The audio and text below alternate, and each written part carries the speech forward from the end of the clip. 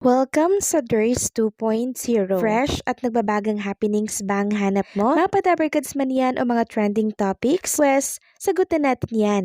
Kaya naman isubscribe nyo na ang ating channel para sa mga nagbabagang balita everyday. Welcome back again sa ating YouTube channel mga kadabarkads, and for today's video, ang pag-uusapan natin ay tungkol sa mga importanteng kaganapan sa loob at sa labas ng Itbulaga.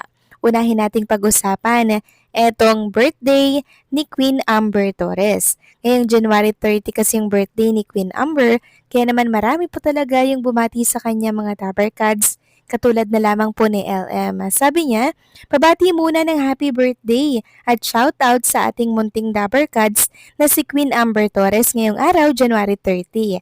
Miss ka na namin sa Itbulaga, Bunso.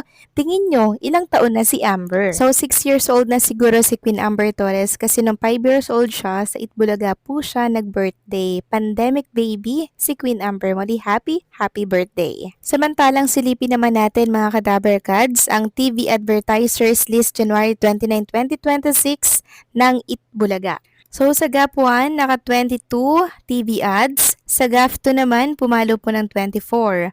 Total of 46 TV ads mga kadabarkads. So kahapon lang ito, January 29, syempre 2026. So pwede mag-renew na po yung iba pang mga sponsors at advertisers sa programa ng Itbulaga. Samantalang next topic naman tayo, pag-usapan natin mga kadabarkads ang kaganapan po kanina dito po sa Itbulaga. So muli na naman pong nagbabalik ang bagong segment na The Age is Right. At isa nga po sa secret agent, itong floor director at researcher po ng Itbulaga, walang iba kundi po si Oreo Black. So si Oreo Black po pala ay 43 years old na, and bago pa man siya mapadpad sa Itbulaga, dati po pala niyang trabaho ay isang stand-up comedian sa isang bar. So siguro nagtataka kayo mga kadabarkads kung bakit parang alternate ang paglabas po ng The Age is Right tapos kahapon clones open. Dahil yon mga kadabarkad sa reklamo at hinaing po ng mga televiewers at online viewers. Kaya kung inyong pansin kahapon, binalik na po mga kadabarkads ang clones open. Dahil ang Itbulaga po nakikinig naman yan sa mga viewers. Samantalang next topic naman tayo, pag-usapan natin mga kadabarkads, ang kaganapan naman kay Jerome Ipardome dahil hindi na naman siya muling nakikita sa programa po ng Itbulaga. Marami kasi ang nakakamisa naman sa kanya ng mga Jeromantics. So antay-antay lang tayo mga kadabarkads sa magiging schedule ni Jerome Ipardome kasi ang priority po ng TBJ Production ay yung mga nakakontrata po sa kanila or yung pumirma po sa kanila na mga clones. Pero kahit na hindi po natin nakikita si Jerome Ipardome sa programang Itbulaga, nakakuha pa rin naman tayo ng update sa mga president po ng Jeromantics Global, and katunayan po niya nagkaroon po sila ng parang meeting via online na kung saan nagkasama-sama po sila mga kadabarkads. Makikita nga dito si Jerome, abalang-abala po siya mag-open ng kanyang mga toys. Talagang si Jerome Ipardome, malaro pa rin mga kadabarkads kasi hindi naman ipagkakaila po na itong si Jerome, talaga namang bagets na bagets pa. Kaya naman willing-willy pa rin po siya sa mga toys na kung saan ngayon niya lamang po talaga nabibili. Samantalang congratulations pala sa isang Itbulaga host at sa Dabarkads natin dahil yung wish niya po nung nakaraan lamang, eto po at natupad na mga kadabarkads. Di ba po kung inyong natatandaan, si Jose Manalo, nag-wish po siya na sana magkaroon sila ng sarili nilang resort. Eto na po yun mga kadabarkads. Binahagi po ni Mergine Maranan, asawa ni Jose Manalo, etong isang napakagandang resort mga kadabarkads, at sabi niya, soon. Siguro soon to open to mga kadabarkads. Sobrang ganda po, labas pa lang, and pagpasok nyo, for sure, mas may enjoy nyo po yan dahil sa mga jacuzzi, swimming pool, at kung ano-ano pa po na pwedeng i-offer ng resort ni Jose Manalo. Advance congratulations kay Jose and sa kanyang family. And syempre, happy anniversary naman, wedding anniversary kay Bossing Big Soto at kay Ma'am Pauline Luna Soto. So 10 years na po silang kasal mga Kadabarkads ngayong January 30, 2026. At siguro nagtataka po kayo no, bakit hindi kaya live ang Itbulaga? Isa po ito sa tinitingnan ng ilang mga netizen kung bakit hindi live ang Itbulaga.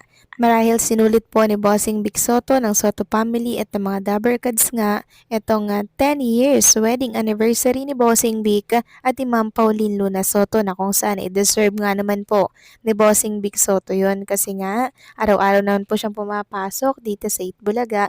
So ngayong special din ni Bossing Vic Soto, ibigay na natin yon sa kanila.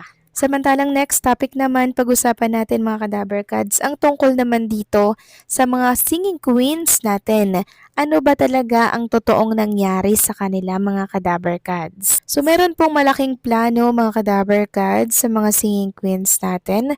Merong malaking pagbabago sa kanila at mismong si SQG na po mga Kadabarkads ang nagsabi niyan.